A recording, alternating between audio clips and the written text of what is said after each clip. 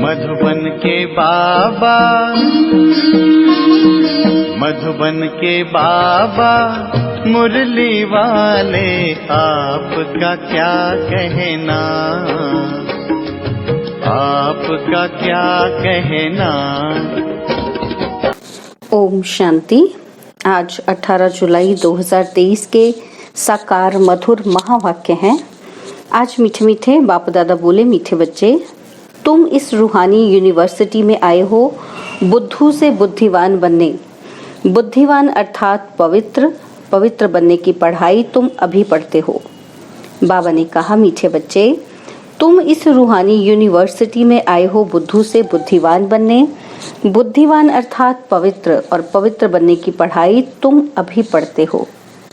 बाबा ने आज प्रश्न पूछा है कि बुद्धिवान बच्चों की मुख्य निशानी सुनाओ, और उत्तर में बाबा कहते हैं कि बुद्धिवान बच्चे ज्ञान में सदा रमण करते रहेंगे।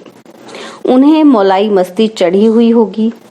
उनकी बुद्धि में सारे सृष्टि चक्र की नॉलेज रहती। नशा रहता कि हमारा बाबा हमारे लिए परम धाम से आया हुआ है, हम उनके साथ परम धाम में रहते थे। हमारा बाबा ज्ञान का सागर है, हम अभी मास्टर ज्ञान सागर बने हैं। हमें वह मुक्ति, जीवन मुक्ति का वर्षा देने आए हैं। मुरली का गीत है, कौन आया मेरे मन के द्वारे। ओम शांति।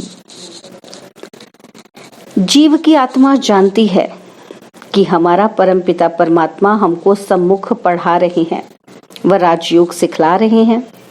तो जैसे कि यह ईश्वरीय यूनिवर्सिटी ठहरी। यूनिवर्सिटी इसको क्यों कहते हैं? ऐसे नहीं कि और जो भी सब यूनिवर्सिटीज हैं वह यूनिवर्स के लिए हैं, नहीं। जैसे विलायत में यूनिवर्सिटी है, परंतु वहां हैं गोरे, तो काले लोगों को आने को अलाउ ही नहीं करते हैं, तो ये यूनिवर्स के लिए तो नहीं ठहरी, तो उनको यूनिवर्सिटी नहीं कहेंगे। और यहाँ तुम बच्चे जानते हो कि यह सच्ची सच्ची ईश्वरीय यूनिवर्सिटी है, परंतु कोई भी समझ नहीं सकते हैं क्योंकि बुद्धू हैं। बुद्धू को बुद्धिवान बाप ही बनाते हैं। मनुष्य बुद्धिवान के आगे माथा झुकाते हैं। देवी देवताओं को, सन्यासियों आदि को माथा झुकाते हैं। सन्यासी पवित्र हैं तो जरूर बुद्धिवान ठहरे। पवित्रता को अच्छा मानते हैं। यह विकार ही मनुष्य को हैरान करते हैं। इसलिए पवित्र रहने वाले सन्यासियों को गृहस्थी लोग बुद्धिवान समझते हैं और उनके चरणों में झुकते हैं। बस सन्यासी लिबास देखा और झट माथा झुकाएंगे। अभी तो उनका मान कम हो गया है, इसलिए संभाल कर कदम उठाते हैं।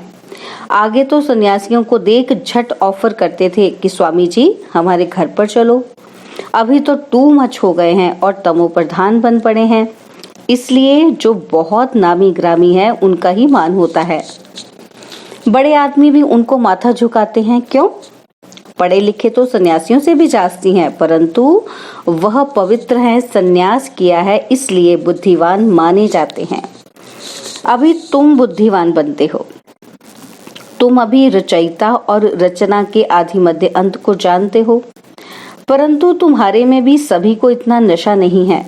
नशा चढ़ने में भी टाइम बहुत लगता है। पूरा नशा तो अंत में ही रहता है। अभी जितना जितना तुम पुरुषार्थ करते हो उतना नशा चढ़ता जाता है। निरंतर यह याद रहना चाहिए कि हम आत्माओं का बाप परमात्मा आया हुआ है, हमको पढ़ा रहे हैं विश्व का मालिक बनाने। तो पुरुषार्थ करने की शुभ चिंता होनी चाहिए। सभी को वह चिंता नहीं रहती। यहाँ सुनते समय नशा चढ़ा और यहाँ से बाहर निकला और खेल खलास। नंबरवार है ना। और हम आत्माओं का बाप आया है, हम उनके पास परम धाम में रहते थे, ऐसे और कोई नहीं समझते हैं। साधु सन्यासी आदि पवित्र हैं, तुम्हारे में भी नंबरवार हैं। सभी को ये निश्चय नहीं बैठा है कि हमारा परमपिता परमात्मा ज्ञान का सागर है, जीवन मुक्ति दाता है, जो हमको स्वर्ग का मालिक बनाते हैं। यहाँ से पांव बाहर निकला और वह खुशी गुम हो जाती है। नहीं तो तुम बच्चों को कितनी खुशी रहनी चाहिए। मैंने भी इस तन का आधार लिया है, नहीं तो राजयोग कैसे सिखलाऊं। मुझे अपना शरीर नहीं है, मंदिरों में देखेंगे तो सबको अपना शरीर है। मैं तो अशरीरी हूँ और सभी को आकारी व साकारी शरीर मिला हुआ है, मेरा शरीर नहीं है। सोमनाथ का मंदिर है अथवा शिव के मंदिर में जहाँ भी जाओ वहाँ निराकारी रूप है, सिर्फ नाम भिन्न भिन्न रख दिए है। यह तो जानते हो कि आत्मा परम धाम से आती है, भिन्न बजाती है। मैं इस 84 के चक्कर में नहीं आता हूँ। मैं हूँ परम धाम में रहने वाला, इस शरीर में आया हूँ। तुम कहेंगे निराकार फिर कैसे आते हैं? हाँ, आ सकते हैं। तुम लोग पितृ खिलाते हो तो आत्मा आती है ना, शरीर तो नहीं आता। आत्मा प्रवेश करती है। समझते हैं आत्मा दूसरे शरीर में प्रवेश करती है। कोई तो भूत की आत्माएं बहुत चंचल होती हैं, पत्थर आदि मारती हैं। आत्मा शरीर में आती है तब सब कुछ कर सकती है, उसे घोस्ट कहते हैं। अशुद्ध आत्माएं भी प्रवेश करती हैं। तुम बच्चों को अनुभव है कि कैसे अशुद्ध आत्माएं भटकती हैं जब तक उनको अपना शरीर मिले। शुद्ध आत्माएं भी आती हैं और यह भी ड्रामा में नूद है। जो कुछ पास हुआ वह ड्रामा का खेल है। बाप समझाते हैं कि मैं आकर साधारण बूढ़े तन में प्रवेश करता हूँ। जरूर अनुभवी का शरीर चाहिए ना। ब्रह्मा का नाम मशहूर है, ब्रह्मा की राय भी मशहूर है। ब्रह्मा को फिर कहाँ से राय मिली? ब्रह्मा है शिव बाबा का बच्चा, तो उनकी है श्रीमत। तो जरूर मुख्य श्रीमत ब्रह्मा की होनी चाहिए जिसमें बाप प्रवेश करते हैं। भारतवासी इन बातों को नहीं जानते। वह तो समझते हैं कि सब एक ही है, एक ही एक है।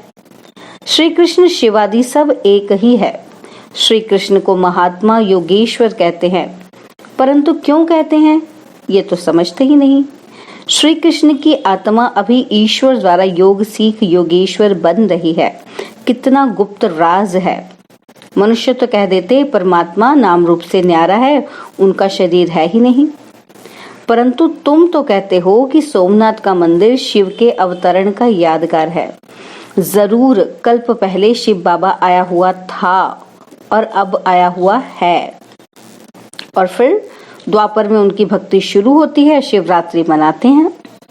बाप बैठ समझाते हैं कि तुम आत्माएं परम धाम से आई हो पाठ बजाने। आत्मा अविनाशी है, इसमें 84 जन्मों का पाठ भरा हुआ है। जैसे बाप पुराने शरीर में आए हैं वैसे तुम भी पुराने शरीर में हो। बाबा इस पुराने शरीर से लिबरेट कर नया देते हैं। युक्ति बतलाते हैं कि कौड़ी तुल्य से हीरे तुल्य कैसे बनो। गाते भी हैं माशूक एक। बाप कहते हैं कि मैं परम धाम का रहवासी हूँ, तुम भी परम धाम में रहने वाले हो। मैं पुराने ते पुराने शरीर में आया हूँ, तुम्हारा भी 84 जन्मों के अंत का यह पतित तन है। तुम भी अपने को आत्मा समझो। हमने 84 जन्म भोग पूरे किए हैं, अभी फिर नई दुनिया में हमको नया शरीर मिलेगा। तो दुनिया नहीं होगी तो कितनी खुशी में रहना चाहिए। नंबरवार हैं। कोई तो बिल्कुल ही डल हेड है। माया ने बिल्कुल ही पत्थर बुद्धि बना दिया है। जैसे गर्म तवे पर पानी डालो तो बिल्कुल ही सूख जाएगा, ऐसे तत्ते तवे हैं। अरे तुम अपने को सिर्फ आत्मा बाप की संतान समझो, वह भी नहीं समझते। अगर समझते तो आश्चर्यवंत भागंती क्यों हो जाते। माया बड़ी जबरदस्त है, कोई गफलत की और माया थप्पड़ मार देगी। अरे बाबा आया है वर्षा देने, फिर भी तुम भिखारी बनते हो। बड़ा जबरदस्त थप्पड़ लगाती है। बाप तो थप्पड़ नहीं मारेंगे, माया थप्पड़ मार मुंह फेर देती है। ऐसे बहुत माया के थप्पड़ खाते रहते हैं। माया भी कहती है कि तुम बाप को याद नहीं करते हो, सो मैं मारती हूँ।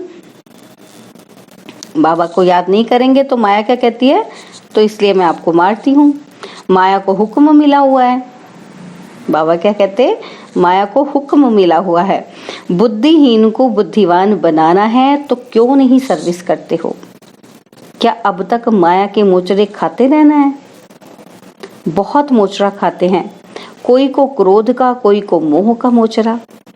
बाप कहते हैं तुम सब कुछ सरेंडर कर ट्रस्टी हो रहो। विकार भी दान में दिया, फिर काम में क्यों लाते हो। विकारों का तो कोई रूप नहीं है। धन के लिए कहेंगे ट्रस्टी हो रहो, भल काम में लगाना, परंतु बहुत संभाल से, बाप की श्रीमत से। पैसे से कोई ऐसा विकर्म नहीं करना, नहीं तो उसका बोझा सारा तुम्हारे सर पर चढ़ेगा। माया बड़ी तमो प्रधान है, वह भी जानती है। क्या जानती है? कि ये बाप को ठीक रीति याद नहीं करते हैं, इसलिए मारो, इनको घूसा मारो। माया कहती है अगर बाप और वर्षे को याद नहीं करेंगे तो मैं थप्पड़ मार दूंगी। बहुत बच्चे लिखते भी हैं कि बाबा माया ने थप्पड़ मार दिया, तो बाबा भी लिखते हैं कि हाँ बच्चे, माया को तो हुक्म मिला हुआ है खूब थप्पड़ मारो।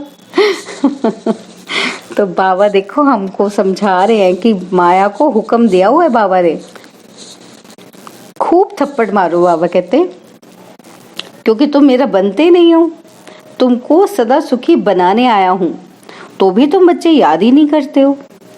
है बड़ा सहज, परंतु टाइम लगता है। नहीं तो बाप और वर्षे को याद कर खुशी का पारा चढ़ जाना चाहिए। आखिर में याद करते करते हिचकी आए, बस हम बाबा के पास चला जाता हूँ, फिर आ जाऊंगा स्वर्ग में, एकदम जैसे मौलाई बन चले जाएंगे।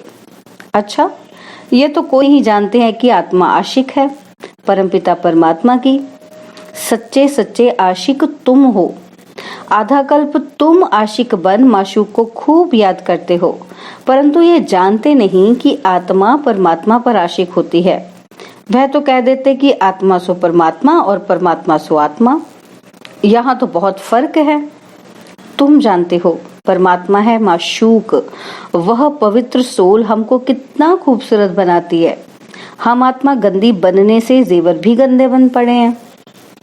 बाबा आए हैं फिर से गोरा बनाने, फिर शरीर भी गोल्डन एज्ड मिलेगा। खाद सोने में डालते हैं ना। अब देखो ये मंदिर है आदिदेव का, उनका नाम कोई ने महावीर रख दिया, अर्थ कुछ नहीं जानते हैं। हनुमान को भी महावीर कह देते हैं। अब कहाँ हनुमान, फिर कहाँ आदिदेव को भी महावीर कह देते। जैनी महाराज मुनि ने जो कुछ कहा वह चल पड़ा। आजकल तो रिद्धि सिद्धि भी बहुत हो पड़ी है। यह बाबा सबको जानते हैं, बहुत मेहनत करते हैं, हाथ से केसर निकालते हैं। मनुष्य समझते हैं कि बस कमाल है, झट फॉलोअर्स बन जाते हैं। रिद्धि सिद्धि वालों के तो ढेर फॉलोअर्स हैं, यहाँ तो वह बात ही नहीं है। बाबा कहते हैं कि मैं 5000 वर्ष पहले मुआफिक आया हूँ, ऐसे कोई कह ही ना सके। बच्चे कहते हैं बाबा 5000 वर्ष पहले हम आए थे, आपसे स्वर्ग का वर्षा पाया था, अब फिर परमपिता परमात्मा शिव के बच्चे आकर बने हैं इस ब्रह्मा द्वारा।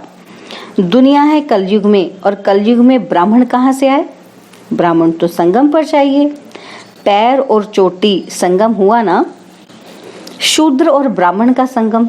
शूद्र से फिर ब्राह्मण बनते हैं। यह 84 का चक्र तो कोई नहीं जानते। तुम जानते हो कि हम ब्राह्मण हैं, ब्रह्मा की औलाद प्रैक्टिकल में बने हैं। उन ब्राह्मणों को तुम कह सकते हो कि तुम ब्राह्मण अपने को ब्रह्मा की औलाद कहलाते हो। बता नहीं सकेंगे, है ना। तो बाबा कहते हैं उनसे पूछो अच्छा ब्रह्मा का बाप कौन है, तो वो बता ही नहीं सकेंगे। डिब्बी में ठिकरी, बस हम ब्राह्मण ही भगवान हैं। तुम सब भक्त थे, अब कहते हो कि हम लक्ष्मी को बनने लायक बन रहे हैं। इसमें पुरुषार्थ चलता है। समझो कि हम परम धाम से आए हैं और अभी बाबा फिर वापस ले जाने आए हैं। हम भी ब्रह्मांड के मालिक हैं। बाबा भी पुराने तन में आए हैं, हम भी पुराने तन में हैं। बाप कहते हैं हमको भी पुराना तन लेना पड़ता है। अब मुझ बाप को याद करो तो विकर्म विनाश होंगे। टाइम भी देते हैं। पांडव गवर्नमेंट की सर्विस कम से कम 8 घंटा होनी चाहिए। राजयोग सिखलाना है, शंख ध्वनि करनी है। तुम श्रीमत से भारत को खास और दुनिया को आम स्वर्ग बनाते हो। स्वर्ग में सिर्फ तुम आते हो और धर्म वाले नहीं आते। ब्राह्मण, देवता, क्षत्रिय, वैश्य, शूद्र, इसको विराट स्वरूप कहा जाता है। एक विराट स्वरूप का भी चित्र बनाना चाहिए जो मनुष्यों को सहज समझ में आए। विष्णु को विराट स्वरूप में ले आए हैं, चित्र तो जरूर चाहिए ना। स्कूल में भी चित्र रखते हैं ना, नहीं तो बच्चा क्या जाने हाथी क्या होता है, चित्रों पर दिखाते हैं। तो यह भी 4 युग है। अब कलयुग है, चक्र जरूर फिरेगा। ब्राह्मण तो संगम पर होते हैं, बाकी है जिस्मानी ब्राह्मण पंडे। वह ब्रह्मा मुख वंशावली नहीं है। ब्रह्मा मुख वंशावली को तो दादे से वर्षा मिलता है, उन ब्राह्मणों को वर्षा कहाँ मिलता? इन बातों को तो तुम्हारे में भी नंबरवार समझ सकते हैं। अच्छा, मीठे मीठे सिकिलदे बच्चों प्रति माता पिता बाप दादा का याद, प्यार और गुड मॉर्निंग। रूहानी बाप की रूहानी बच्चों को नमस्ते। हम रूहानी बच्चों की रूहानी बाप दादाजी को दिलवा जान सिकवा प्रेम से नमस्ते। ओम शांति। प्यारे बाबा, मीठे बाबा, मेरे बाबा, शुक्रिया बाबा, शुक्रिया बाबा, शुक्रिया। धारणा के लिए मुख्य सार है, पहला पॉइंट है, बुद्धि से सब कुछ सरेंडर कर ट्रस्टी हो रहना है। बहुत संभाल से श्रीमत प्रमाण हर कार्य करना है। बाबा और वर्षे को याद कर अपार खुशी का अनुभव करना है। बाबा की याद में मोलाई बन जाना है, सच्चा आशिक बनना है। बाबा ने आज वरदान दिया कि समाने और समेटने की शक्ति द्वारा एकाग्रता का अनुभव करने वाले सार स्वरूप भव। समाने और समेटने की शक्ति द्वारा एकाग्रता का अनुभव करने वाले सार स्वरूप भव। देह के संबंधों व पदार्थों का बहुत बड़ा विस्तार है। सभी प्रकार के विस्तार को सार रूप में लाने के लिए समाने व समेटने की शक्ति चाहिए। सर्व प्रकार के विस्तार को एक बिंदु में समा दो। मैं भी बिंदु, बाप भी बिंदु। एक बाप बिंदु में सारा संसार समाया हुआ है, तो बिंदु रूप अर्थात सार स्वरूप बनना माना एकाग्र होना। एकाग्रता के अभ्यास द्वारा सेकंड में जहां चाहो जब चाहो बुद्धि उसी स्थिति में स्थित हो सकती है। स्लोगन है, जो सदा रूहानियत की स्थिति में रहते हैं वही रूहानी गुलाब हैं।